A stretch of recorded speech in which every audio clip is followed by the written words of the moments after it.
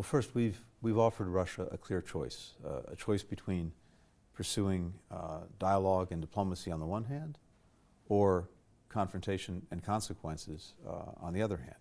And we've just been engaged in an intensive series of diplomatic engagements with Russia, directly between us through the Strategic Stability Dialogue, at NATO with the NATO-Russia Council, at the OSCE, the Organization for Security and Cooperation in Europe.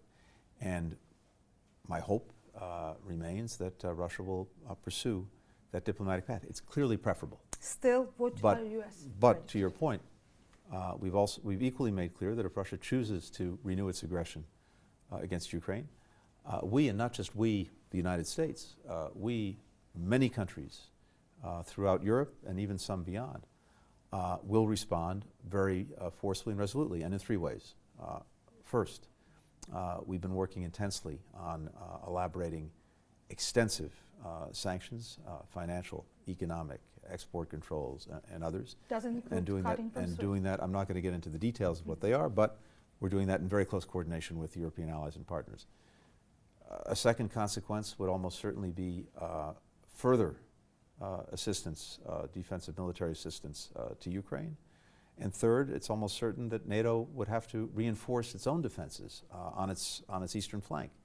And you know, what's so striking about this is that when you think about it, President Putin, going back to 2014, has managed to precipitate what he says he wants to prevent.